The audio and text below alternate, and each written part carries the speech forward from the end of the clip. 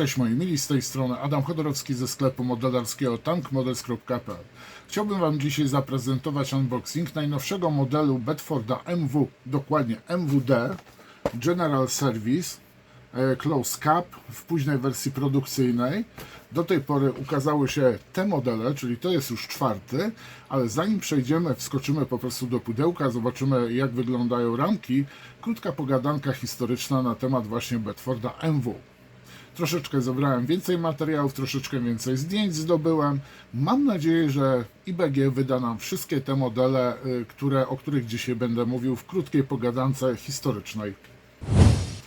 Więc zapraszam Was najpierw na historię, a następnie na unboxing. Kilka słów o bohaterze dzisiejszego unboxingu. Ciężarówka Bedford MW była jednym z tzw. koni roboczych armii brytyjskiej w okresie II wojny światowej. Jego historia zaczyna się w 1935 roku, kiedy brytyjskie War Office zgłosiło zapotrzebowanie na nową, uniwersalną, lekką ciężarówkę o klasycznym napędzie na tylną oś i ładowności 15 CWT, czyli 15 centnarów angielskich, które było równe około 750 kg. Pojazd miał być podstawową ciężarówką brytyjskich batalionów piechoty.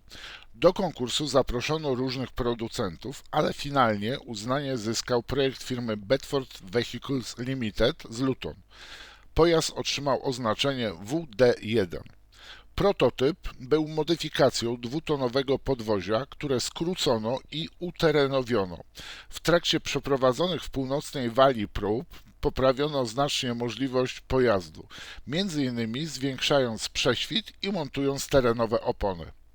W 1938 roku zamontowano w pojeździe mocną jednostkę napędową, a mianowicie sześciocylindrowy silnik benzynowy Bedforda o pojemności 3,5 litra i mocy 72 koni mechanicznych, sparowany z dość krótką, czterobiegową skrzynią sprawiły, że ważący 2 tony 100 kg i długi na zaledwie 4,30 m pojazd wykazywał się znakomitą sprawnością, mimo napędu na jedną oś. Prędkość maksymalna wynosiła 65 km na godzinę, a 91-litrowy zbiornik paliwa pozwalał przejechać do 430 km. Produkcja seryjna ciężarówek, nazwanych finalnie Bedford MW, ruszyła w 1939 roku. Wszechstronność konstrukcji okazała się na tyle duża, że szybko zyskała ona uznanie także poza oddziałami piechoty, dla której była dedykowana. Powstało oczywiście wiele wariantów, ale o tym za chwilę. Poza armią lądową Bedfordy MW były wykorzystywane w różnych wariantach, m.in. w brytyjskim lotnictwie, we flocie czy służbach pomocniczych. Teraz troszeczkę o wersjach. Podstawową skrzyniową ciężarówką transportową był model Bedford MWD GS. Dokładnie chodziło, GS oznaczało General Service, który poza ładunkami mógł przewozić także do 10 żołnierzy. Na zdjęciu widać właśnie wczesną wersję modelu MWD.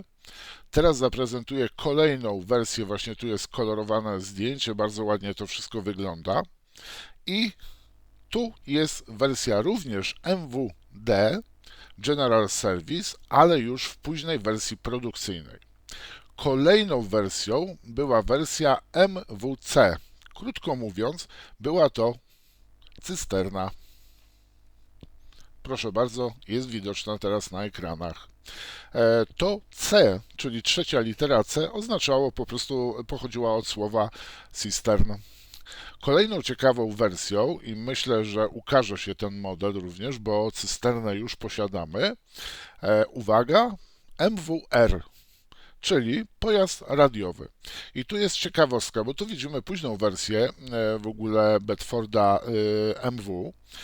Niektóre pojazdy radiowe miały również bardziej zabudowaną skrzynię. Kolejnym ciekawym modelem, myślę, że też powinien się pojawić, był model MWV. Tak on się prezentował i był zamkniętym furgonem, nadwozie typu van. I tu również widzimy późną wersję produkcyjną. Następnie, to jest bardzo ciekawa wersja, miejmy nadzieję, że się ukaże, chociaż dobrze by było, gdyby taki model ukazał się również właśnie z tą armatą. Na zdjęciu jest widoczna wczesna wersja Bedforda. Najprawdopodobniej jest to z okolic Dunkierki. Zdjęcie najprawdopodobniej wykonane jest we Francji. I MWT był po prostu traktorem, był ciągnikiem dla armat przeciwlotniczych i przeciwpancernych. A tu jest już, powiem Wam, troszeczkę dość mocno zmodernizowany, najprawdopodobniej w warsztatach. Jest to mianowicie wariant MWG.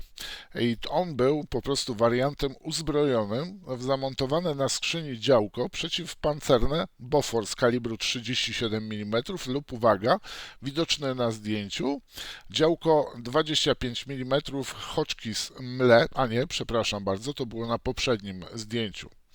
Na standardowych pojazdach skrzyniowych zamontowano także pewną ilość brytyjskich, właśnie o to zdjęcie mi chodzi, dział przeciwpancernych kalibru 40 mm, a część pojazdów uzbrojono w działka przeciwlotnicze i tu widzimy właśnie na zdjęciu Polstena 20 mm, czyli polsko-czechosłowacją modyfikacji działek przeciwlotniczych Oerlikon.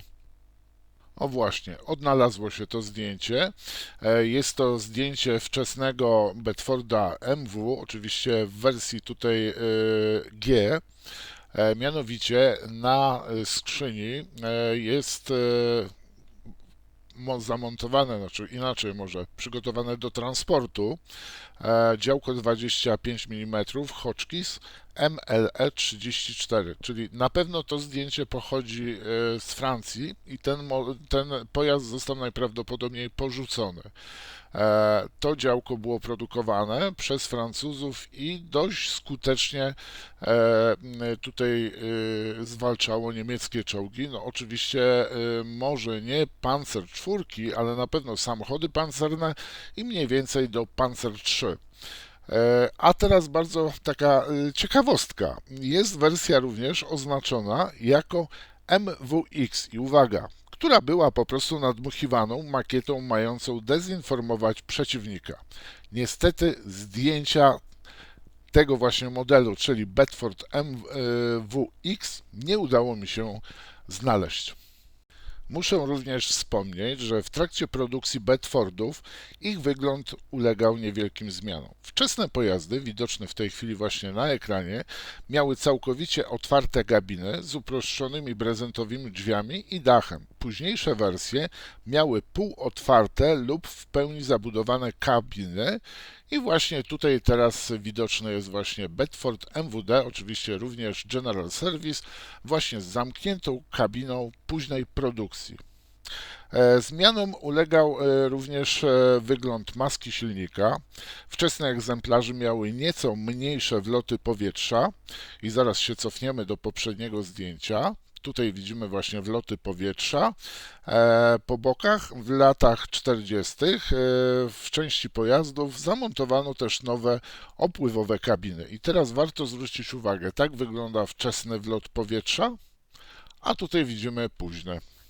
W latach 1939-1945 zbudowano łącznie niemal 66 000 ciężarówek, które w służbie pozostawały do końca lat 50. Bedfordy MW, jak i inne modele tego producenta okazały się cichymi bohaterami II wojny światowej. Pełniły ważną rolę także jako nośniki uzbrojenia i ciągnik, o czym wspominałem, w Afryce i na froncie śródziemnomorskim. Niemniej ważną rolę odegrać miały w trakcie walk w Normandii i w Europie Zachodniej, stanowiąc ważny komponent alianckiej logistyki na wąskich drogach i polach bitew. Ich zdolności terenowe oraz małe wymiary sprawiały, że operowały w pobliżu pierwszych linii frontu. Poza właściwościami jezdnymi cechowała je duża wytrzymałość i prostota obsługi, a z powodu wysokiego momentu obrotowego uznano je za przyjazne dla niedoświadczonych kierowców i często wykorzystywane były one do nauki jazdy. Po zakończeniu wojny część pojazdów została na kontynencie, zasilając m.in. armię duńską. Nieznana ilość trafiła w ręce prywatne. Wojenna reputacja Bedfordów sprawiła, że armia brytyjska uczyniła z tej marki dostawcę wojskowych ciężarówek przez kilka kolejnych dekad. A teraz zapraszam Was na unboxing. Bardzo proszę, tak prezentuje się pudełko z modelem najnowszego Bedforda MWD General Service Close Cap, który ukrywa się pod numerem 72161. Oczywiście wydany jest przez polską firmę IBG w skali 1,72. Powiem Wam, że całkiem przyzwoicie wygląda ten artbox, nie mogę się tutaj niczego czepić. Ciekawi mnie jedynie ten model, który tu jest w tle. Ale to może później o tym porozmawiamy. Po bokach pudełka znajdziemy informacje na temat ukazanych modeli, które się już okazały, czyli mamy tutaj na przykład Bedforda MWD General Service, ale Open Cap z aeroscreenami, czyli z małymi szybami, jak i również Bedforda MWC Waterbrowse Truck, Late Production, czyli krótko mówiąc mamy po prostu Bedforda MWC z cysterną na wodę. No i teraz zajrzymy sobie do środka. O właśnie, to jest o wilku mowa, o tym modelu mówiłem. IBG, powiem Wam, bardzo dużo wydaje modeli właśnie brytyjskich, które brały udział począwszy Afryki, przez Włochy do lądowania w Normandii. No, część ramek znamy, tak? Bo są to ramki, które były w 3 poprzednich modelach używane. Już wspominałem Wam o jakie modele do tej pory. To jest 4. model. No i tak, na pierwszej stronie tu trzeba zwrócić uwagę, że mamy jeszcze w starym formacie instrukcję, następnie mamy informację o modelu, w sensie taki rys historyczny w języku angielskim, w języku polskim. Następnie mamy menu, czyli to, co znajdziemy w tych woreczkach, które tutaj widzimy. Dodatkowo znajduje się zestaw blaszek fototrawionych, oczywiście kalkomanie. No i ramki są wykonane z szarego plastiku i jedna ramka z oszkleniem z przezroczystego. No i bardzo proszę, do dzieła, ruszamy tutaj ze sklejaniem modelu. Rozpoczynamy sklejanie od kół. Oczywiście to są sugestie producenta. Następnie silnik, rama i pozostałe elementy. Jest tych elementów bardzo dużo. Model jest wykonany naprawdę z dużą pieczołowitością, z dużą ilością części. Możemy bardzo dobrze otworzyć maskę, wyeksponować silnik, a jak ktoś będzie robił na przykład model, powiedzmy, pustynnego modelu, który na przykład pierwszy się okazał, czyli ten Open Cap z aeroscreenami, no to w tym wypadku będzie mógł sobie otworzyć praktycznie cały silnik, żeby po prostu się nie przegrzał, broń Boże. Na pierwszy rzut oka, jak oglądamy instrukcję, nie widać żadnych tutaj zastrzeżeń, nie można mieć. Oczywiście powiedzmy jakieś błędy w instrukcji, czy nie wyjdą podczas prania, czyli podczas sklejania i warto tutaj najpierw dobrze obejrzeć instrukcje, elementy, czy aby na pewno wszystko jest w porządku. Sporo jest, jak widzicie, sklejania. Błotniki i chlapacze, posłuchajcie, mamy fototrawione, no powiem Wam, będzie wyginanie. Jeżeli nie ma plastikowych, alternatywnych części, bo moim zdaniem blaszka powinna być alternatywnym elementem, takim bonusem, szkoda, że nie ma błotników plastikowych. Chyba że o czymś nie wiem, ale na podstawie instrukcji nie widzę elementów plastikowych, takich jak błotniki. Następnie mamy tabelę z kolorami farb. I tu sugeruje nam producent farby firmy Hataka, Vallejo, Model R, Mr. Hobby, AK Interactive. Pierwsze malowanie, mamy malowanie rafowskie, 121 skrzydło, Normandia, lipiec 45 rok, czyli już po wojnie. Następnie mamy Bedforda MWD, 11 Dywizja Pancerna, Normandia, lipiec 44 rok. Następnie, i tu trzeba zwrócić uwagę, że tu mamy właśnie malowanie numer 3, jest nasze, polskie, i jest również otwór w dachu. I to jest pierwsza samodzielna brygada spadochronowa Polskich Sił Zbrojnych, Niemcy 45 rok. I to jest, posłuchajcie, wersja Military Police MP i powiem Wam, że jeżeli będę sklejał ten model, to wybiorę malowanie numer 3. I to wszystko, jeżeli chodzi o instrukcję. I teraz najwyższa pora przedstawić najmniejsze zestawy. I zacznę od zestawu, gdzie znajdziemy kalkomanię, jak i również blaszkę fototrawioną. Bardzo proszę, tak prezentuje się zestaw kalkomanii. MP wygląda naprawdę bardzo fajnie. Ten Military Police będzie na pewno ciekawym modelem. Dedykowana jest kalkomania tylko i wyłącznie do tego modelu. I powiem Wam, że nie mogę znaleźć producenta kalkomanii. Czy to jest kartograf, czy też nie. Zobaczymy. Na chwilę obecną nie widać. Z drugiej strony znajdziemy właśnie zestaw blaszek fototrawionych. No i powiem Wam, że to jest naprawdę taki 110% model. Bardzo dużo elementów, bardzo duży zestaw, moim zdaniem, bardzo duży zestaw blaszek fototrawionych. Ja zawsze się martwię tylko o te osoby, które po prostu nie do końca lubią pracować z blaszkami fototrawionymi. I czy tutaj dla producenta taka podpowiedź, moim zdaniem, na przykład siatki są ok, ale na przykład jeżeli chodzi o błotniki, jeszcze inne elementy, zapięcia, czy one nie powinny być też w wersji plastikowej, a to będzie taki bonus dla bardziej zaawansowanych modelarzy. To tyle, jeżeli chodzi o tą torebeczkę. Teraz wezmę torebkę, gdzie mamy oszklenie. To jest torebka do wszystkich modeli, tak naprawdę. To jest ramka Q jak Q. I tu podkreślę jeszcze raz, mamy bardzo fajne, zrobione boczne szyby, które były elastyczne, czyli to był elastyczne tworzywo przezroczyste, obszyte brezentem i to właśnie są te szyby. Tu mamy z kolei na górze, właśnie dwa rodzaje mamy szyb, jedne i drugie. To w zależności od wersji właśnie montujemy szyby. Z tego co ja widzę, to do tego modelu używamy szyb, które znajdują się tutaj. Jest to 5. Następnie mamy właśnie te szyby małe do wczesnych wersji, które są. I oczywiście te, które montujemy w plandekach lub z tyłu samochodu. No i oczywiście przezroczyste reflektory, oszklenie do reflektorów. Tak prezentuje się ramka Q. I pierwszy woreczek z elementami plastikowymi z szarego plastiku.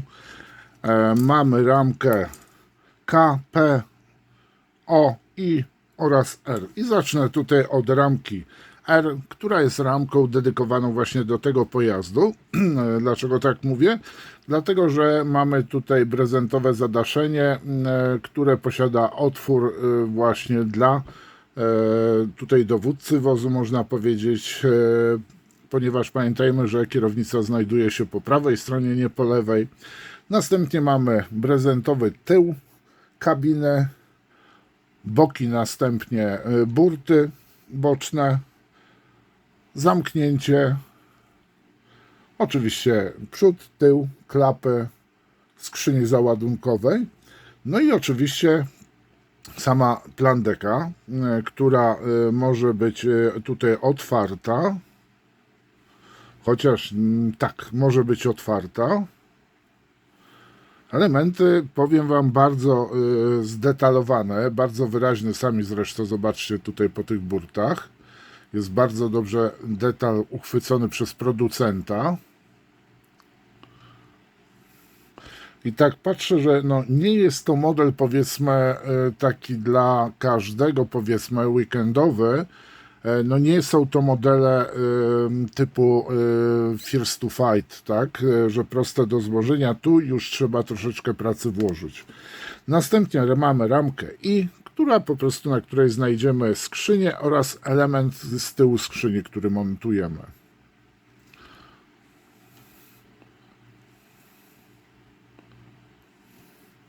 Taka jest ramka I jak Irena, ramka O jak Olga. Tutaj mamy zwinięty prezent i ten prezent najprawdopodobniej wieszamy z tyłu plandeki. Ale to nie jestem tego na 100% pewien, ze względu na to, że to by trzeba było sprawdzić teraz z instrukcją. Ramka K, która już wielokrotnie we wszystkich modelach była praktycznie widziana, jest to po prostu zadaszenie do wersji malowania pierwszego i drugiego. Trzecie, pamiętajcie, jest to malowanie polskie brygady, samodzielnej brygady spadochronowej generała Sosabowskiego. A to mamy do wersji alianckich. I ostatnia ramka z tego woreczka, ramka P z masą detalu. Jeżeli chodzi o mocowanie elementów, powiem Wam, że najgorzej to nie wygląda. Tutaj zobaczmy, jest stelaż ramy. Trzeba będzie uważać jednak. Dość spore są te mocowania. Zresztą zobaczcie, z drugiej strony trzeba uważać przy wycinaniu. A teraz elementy znajdujące się w kolejnej torebce foliowej, ramka B. I tu mamy elementy silnika, rura wydechowa, elementy układu jezdnego, resory. To już widzieliśmy tą ramkę, ale nie wszyscy na pewno oglądali. I tak prezentuje się. Tu są elementy związane z silnikiem. Następnie tutaj mamy chłodnicę, wiatrak, resory. A jak mocowanie resorów jest? Trzeba uważać przy wycinaniu. I tak prezentuje się ramka B. Następnie dwie ramki takie same, ramki C z kołami i siedzeniami. Tu mamy tak, pełne koła, mamy oddzielnie opony, mamy oddzielnie, to tak, dobrze. Tutaj mamy jedno koło, czy dobrze patrzę? Chyba tak. Czy nie jest ich za mało? Bo mamy 3 opony, ale jeżeli chodzi o felgi, to mamy tylko jedną felgę tak naprawdę. Fotel, mamy oczywiście kanister, mocowanie, uchwyt do kanistra, jak i również zdaje się, że to będzie korek, z tego co pamiętam.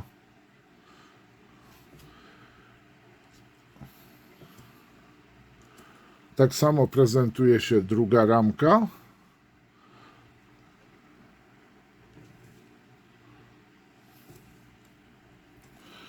I następnie mamy ramkę A, jak Adaś. I tu mamy elementy podwozia. A i tu mamy kolejne koła.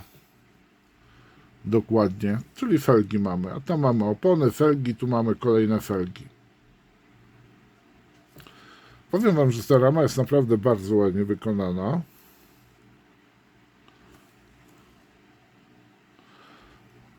Masa jest drobnych elementów i na nie trzeba będzie bardzo uważać.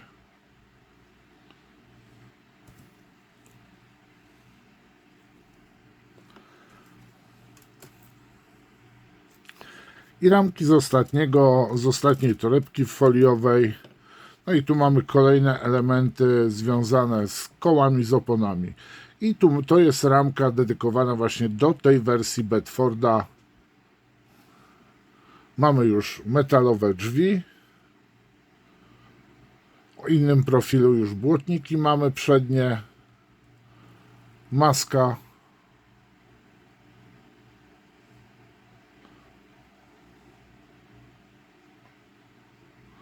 No wygląda to naprawdę bardzo profesjonalnie. Tu jest taki element, zwróćcie uwagę, że mamy łopatę od razu przymocowaną.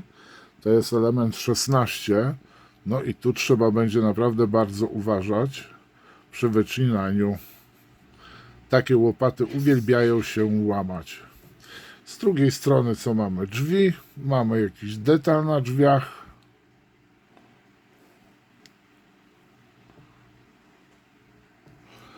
Następnie ramka. Ramka, posłuchajcie, D jak Danuta. Elementy wnętrza kabiny, narzędzia, no i oczywiście karabin do wnętrza kabiny. Teraz ramka F jak Franciszek.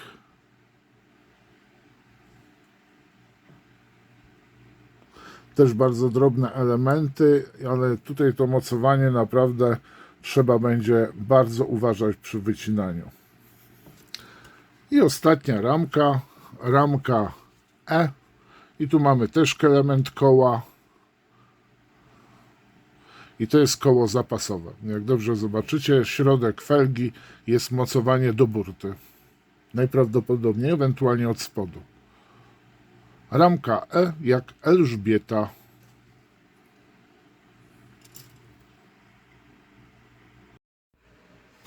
No powiem Wam, że jest trochę tych elementów do sklejania. Mimo to, że ten modelik naprawdę nie jest duży, to IBG tutaj chyba wszystkie detale, szczegóły postarało się oddzielnie zrobić. Nie, tak jak wspominałem, nie jest to model dla każdego. IBG, jeżeli chodzi o modele dla każdego, to robi czołgi. Tam są uproszczone te modele. Jeżeli chodzi o samochody, czy też pojazdy pancerne, no to niestety to już jest troszeczkę bardziej zaawansowanych modelarzy. Oczywiście ja nie mówię, że osoby, które zaczynają modelarstwo, nie dadzą radę temu modelowi. Jeżeli po prostu przyłożą się do roboty, będą ostrożnie sklejały ten model, szły krok po kroku z instrukcją, no to oczywiście jak najbardziej powinny tutaj skleić ten model. Co do sklejenia, to oczywiście może być problem z tymi błotnikami z blaszki. One mogą, powiem Wam, sprawić troszeczkę problemów i tu trzeba bardzo delikatnie do tej sprawy podejść, pasować, wyginać delikatnie, żeby one pasowały w dane miejsce, żeby nie były albo za bardzo ściśnięte, albo też za bardzo rozchylone. Model ciekawy, bardzo ciekawy. Ja jestem nadal fanem pierwszego modelu, który ukazał się z serii, dokładnie tego, albo jak wolicie tego. Chciałbym Was, oczywiście już koniec filmu jest tutaj, prosić Was przede wszystkim tak, zaglądajcie do sklepu, na Facebooka, obserwujcie Facebooka, tak samo zapraszam na Xa, czyli byłego Twittera. No i oczywiście zapraszam Was do raz, 2, 3. Naprawdę subskrypcja, lajkowanie, czy też na przykład zaznaczenie sobie, aby powiadomień na wszystkie to nie boli, a będziecie na bieżąco z kanałem. Oczywiście też zapraszam do wspomagania kanału za pomocą Patronite'a, Buy Coffee, ewentualnie YouTube'a. Pozdrawiam Was, trzymajcie się, do następnego filmu.